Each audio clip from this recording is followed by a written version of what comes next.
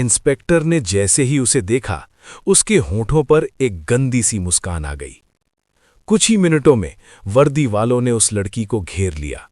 उन्हें लगा आज शिकार आसान है, लेकिन उन्हें क्या पता था, जिसे वो कमजोर समझ रहे हैं, वो उनकी बर्बादी बनकर आई है।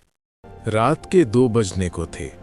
काव्या, जो आईपीएस ऑफिसर थी, अपनी जरूरी मीटिंग खत्म करके वापस घर को लौट रही थी। कुछ दूर चलने के बाद आगे की सड़क सुनसान थी, इतनी खामोश कि उसके कदमों की आहट भी साफ सुनाई दे रही थी। उसी सुनसान सड़क पर काव्या की सफेद कार धीरे धीरे आगे बढ़ रही थी।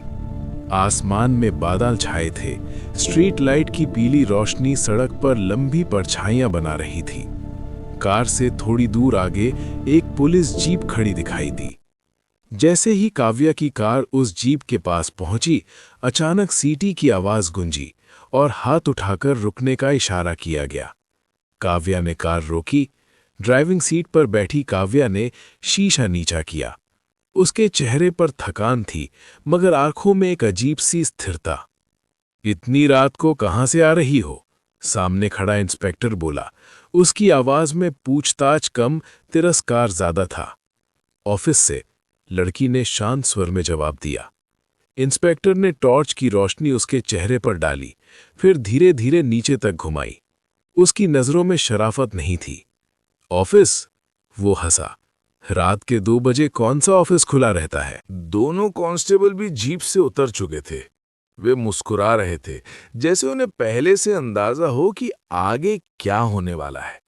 डॉक्यूमेंट्स दिखाओ, इंस्पेक्टर ने आदेश दिया। लड़की ने पर्स से कुछ कागज निकाले।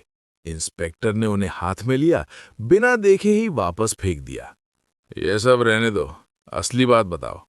सच सच बोलो, किससे मिलने आई थी? उसका लहजा और भी गंदा हो गया। वो कार के और करीब आ गया। चलो नीचे उतरो, तलाशी लेनी है। लड़की ने हल्की झिझक दिखाई, फिर धीरे से कार से बाहर उतरी। रात की ठंडी हवा में उसका दुपट्टा हल्का सा लहरा गया। इंस्पेक्टर ने उसके चारों तरफ घूमकर उसे ऐसे देखा जैसे कोई सामान परख रहा हो। अकेली हो? उसने पूछा। हाँ। डर नहीं लगता? उसके होठों पर टेढ़ी मुस्कान थी।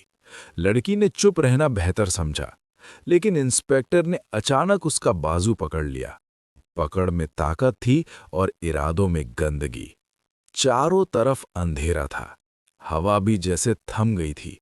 काव्या का दिल अपनी रफ्तार बढ़ा चुका था, लेकिन चेहरे पर उसने डर की एक लकीर भी आने नहीं दी। हमारे साथ भी एक मीटिंग कर लो, वो फुसफुसाया। दोनों कांस्टेबल ठहाका मारकर हंस पड़े। सड़क का सन्नाटा उनकी हंसी से कांप उठा। लड़की ने हाथ छुड़ाने की कोशिश की, लेकिन इंस्पेक्टर ने पकड़ और कस दी। कपड़े की सिलाई चटकी, वो पीछे हटने लगी। उसकी सांसें तेज हो गईं। चेहरा अब सचमुच डरा हुआ लग रहा था। सर, जाने दीजिए, उसने कांपती आवाज में कहा। इंस्पेक्टर को यही चाहिए था, डर। उसे लगता था डर ही उसकी असली ताकत है। अब तो और मजा आएगा, वो बोला। उसने कांस्टेबल से कहा, गाड़ी से बोतल ला। काव्या ने इंस्पेक्टर को धक्का दिया।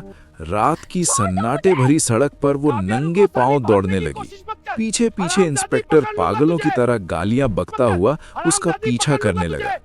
काव्या की सांसें तेज और उसके पांव छलनी हो चुके थे। तभी पीछे से इंस्पेक्टर की भारी आवाज गूंजी। भागती रह, लेकिन आज तू मेरे हाथ से बच नहीं सकती। वो पागलों की तरह काव्य को दबोचने के लिए पीछा कर रहा था। काव्य पूरी शिद्दत से दौड़ रही थी। तभी एक कांस्टेबल तेजी से उसकी तरफ भागा। काव्या भी कुछ दूर ही पहुंची थी कि उसने जाकर काव्या को बाजू से पकड़ लिया। अचानक इंस्पेक्टर गुस्से में भागता हुआ करीब आया। अब उसकी आंखों में वैसी लालिमा भर गई थी। उसने कांस्टेबल के हाथों से काव्या को खींचकर अपने करीब किया और उसके कान के पास गरजते हुए बोला, तूने मेरे साथ खेलने की कोशिश की, अब तेरी सजा और भी बढ़ गई है। काव्य की सांसें उखड़ रही थी, वो बेबस दिखाई दे रही थी। फिर इंस्पेक्टर उसे बाजू से पकड़कर खींचते हुए अपनी गाड़ी की तरफ ले जाने लगा और दोनों कांस्टेबल से कहा, तुम यहीं रुको, अब जो करना है मैं ही करूंगा। अब मैं अपनी असली पावर दिखाता हूं। दोनों कांस्टेबल हंसने लगे। काव्य ने खुद को छुड़ाने की कोशिश की, लेकिन इंस्पेक्टर ने और मजबूती से उसे पकड़ लिया और खींचते हुए अपनी गाड़ी के करीब ले आया। दोनों कांस्टेबल शराब पीने लगे और इंस्पेक्टर को भी देने लगे।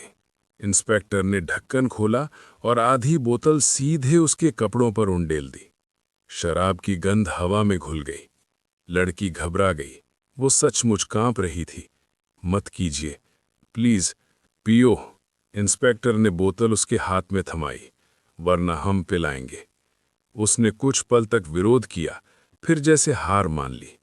कांपते हाथों से बोतल होंठों तक लाई और कुछ घूंट अंदर उतार लिए। शराब की तेज जलन से उसकी आंखें भर आईं। वो लड़खड़ाई, सड़क के बीच बैठ गई। इंस्पेक्टर और उसके साथी संतुष्ट नजरों से उसे देख रहे थे। उन्हें लगा शिकार अब पूरी तरह टूट चुका है। कुछ मिनट बाद लड़की ने धीरे धीरे सिर उठाया। उसकी आवाज अब भी धीमी थी, लेकिन उसमें अजीब सी स्थिरता लौट रही थी। आपको डर नहीं लगता? इंस्पेक्टर हंसा। डर? मुझे? मैं यहाँ का राजा हूं। उसने खुद भी बोतल से बड़े घूंट भरे। शराब उसके अंदर के घमंड को और उभार रही थी। लड़की ने उसे उकसाया। आप जैसे पावरफुल लोग सब कर सकते हैं, है ना? इंस्पेक्टर को तारीफ सुनना पसंद था। वो पास आकर बैठ गया। तुम्हें पता भी है मेरे पीछे कौन है? मंत्री विक्रम मल्होत्रा। उनका खास आदमी हूं मैं। यहां जो होता है उनकी मर्जी से होता है। लड़की चुपचाप सुनती रही। वो अब थोड़ी और बोतल उसकी तरफ बढ़ा रही थी। और बताइए, इतने केस कैसे दब जाते हैं? इंस्पेक्टर ने मोबाइल निकाला, तस्वीरें दिखाने लगा। ये देखो, इस लड़की को देखो। ये भी रोई थी, ये भी गिड़गिड़ाई थी। वीडियो बनता है, ऊपर तक जाता है, फिर सब चुप हो जाते हैं। वो अब पूरी तरह नशे में डूब चुका था। शब्द लड़खड़ा रहे थे, लेकिन घमंड साफ सुनाई दे रहा था। वो हंसते हुए बोला, फार्म हाउस है मंत्री जी का, शहर से दूर। असली खेल वहीं होता है। उसकी आंखों में एक खतरनाक चमक थी, जैसे वो किसी राज पर इतराता हो। यहाँ तो बस शुरुआत होती है। असली मजा, असली सौदे सब वहीं से होते हैं। इंस्पेक्टर ने अपना कॉलर सीधा किया और धीमे लेकिन भारी स्वर में बोला, और पुलिस रिपोर्ट को मैं संभाल लेता हूँ। किस फाइल को दबाना और है, पुलिस रिपोर्ट को मैं किसे संभाल लेता गायब हूं। करना है, किस सब फाइल को पता दबाना है मुझे। मैं, लेकिन लिख दिया लड़की जाता कि गुम घर से होती है, भागी है। लेकिन लिख दिया जाता है कि घर से भागी है। वो जोर से हंसा। यहाँ कानून नहीं चलता, केवल मेरा इशारा चलता है। लड़की ने धीमे से कहा, तो आपको पकड़ने वाला कोई नहीं? कोई नहीं, वो दहाड़ा। मंत्री मेरे पीछे है और कानून, कानून मैं ही हूं। कुछ सेकंड की खामोशी छा गई। फिर लड़की ने अपने भीगे दुपट्टे को झाड़ा और धीरे से अपने कुर्ते के अंदर हाथ डाला। इंस्पेक्टर ने सोचा शायद वो गिर जाएगी, लेकिन अगले ही पल एक छोटा सा कैमरा उसकी उंगलियों में चमक रहा था। लाल लाइट टिमटिमा रही थी। बस इतना ही सुनना था, काव्या ने शांत आवाज में कहा। इंस्पेक्टर के चेहरे से नशा उतर गया। ये क्या है? ये लाइव रिकॉर्डिंग है और अब ये सीधा हेडक्वार्टर जा रही है। इंस्पेक्टर ने काव्या की बाजू पकड़ ली। कौन है तू और ये सब क्या कर रही हैं? काव्या ने जेब से कार्ड निकाला और कहा, मैं आईपीएस काव्या बजाज हूं। मुझे तुम पर शक हो गया था, इसीलिए तुम्हारे मुंह से मैं ये सब सुनना चाहती थी। और देखो, तुमने कितनी आसानी से सब सच बोल दिया। इंस्पेक्टर की टांगें कांप रही थीं। ये जाल था, तुमने मुझे बेवकूफ बनाया। इंस्पेक्टर की आवाज कांप रही थी। हाँ, मैंने तुम्हारे काले कारनामे सामने लाने के लिए तुम्हें बेवकूफ बनाया, काव्या ने ठंडे स्वर में कहा। उसी क्षण दूर से काली जीपों की हेडलाइट्स चमकी, ब्रेक की आवाज गूंजी, कमांडो बाहर कूदे। कुछ ही सेकंड में इंस्पेक्टर और उसके कांस्टेबल जमीन पर थे। अगले ही दिन ये खबर पूरे राज्य में आग की तरह फैल गई। सुबह का धुंधलका अभी पूरी तरह छटा भी नहीं था कि मंत्री के आलीशान फार्म हाउस के बाहर काली गाड़ियों का काफिला आकर रुका। ऊंची दीवारें, लोहे का विशाल गेट, भीतर फैला हुआ हरियाली का साम्राज्य, सब कुछ वैभव का प्रदर्शन करता था। लेकिन उस दिन उस वैभव के भीतर छिपे अंधेरे को उजागर होना था। कमांडो ने गेट तोड़ा। अंदर अफरा तफरी मच गई। नौकर चाकर इधर उधर भागने लगे। तलाशी शुरू हुई। पहली मंजिल कुछ नहीं, दूसरी मंजिल कुछ संदिग्ध दस्तावेज, लेकिन असली राज छिपा था नीचे, जमीन के भीतर। तहखाने का भारी दरवाजा जब तोड़ा गया तो भीतर की ठंडी हवा जैसे वर्षों का अपराध अपने साथ बाहर ले आई। दीवारों के साथ लगे रैक, कंप्यूटर सिस्टम, बंद अलमारियां और उनमें करीने से रखी दर्जनों हार्ड ड्राइव्स। एक अधिकारी ने जैसे ही पहली हार्ड ड्राइव सिस्टम से जोड़ी, स्क्रीन पर फोल्डर खुले, तारीखें, नाम, वीडियो फाइलें। कमरे में सन्नाटा छा गया। हर फाइल एक कहानी थी, किसी बेटी की, किसी बहन की, किसी ऐसी लड़की की जो गायब घोषित कर दी गई थी, जिन्हें रिपोर्ट में घर से भागी हुई लिखा गया था। वे दरअसल इस जाल में कैद थीं। उस दिन सिर्फ एक फार्म हाउस पर छापा नहीं पड़ा था, एक पूरे नेटवर्क का नकाब उतर गया था। कुछ हफ्तों बाद कोर्ट रूम खचाखच भरा हुआ था। मीडिया, वकील, आम लोग, हर किसी को इस मुकदमे का इंतजार था। जब रिकॉर्डिंग चलाई गई तो हॉल में गूंजती वही आवाज सुनाई दी, यहां कानून नहीं चलता, कानून मैं हूं। इंस्पेक्टर की वही घमंडी, मदहोश आवाज अब वो स्क्रीन से टकराकर लौट रही थी, उसके अपने ही खिलाफ गवाही बनकर। पूरा कमरा सन्न रह गया। मंत्री की निगाहें झुक गईं। इंस्पेक्टर का चेहरा पीला पड़ चुका था। अब उसके शब्दों में ताकत नहीं थी, सिर्फ पश्चाताप और भय था। जज ने लंबी सुनवाई के बाद फैसला सुनाया। आवाज सख्त थी, बिना किसी भावुकता के। कठोर कारावास। हथकड़ियां फिर से कसी गईं, इस बार शक्ति के प्रदर्शन के लिए नहीं, न्याय के आदेश पर। लोहे की सलाखें जब बंद हुईं तो वो आवाज सिर्फ जेल का दरवाजा बंद होने की नहीं थी, वो आवाज थी घमंड के टूटने की।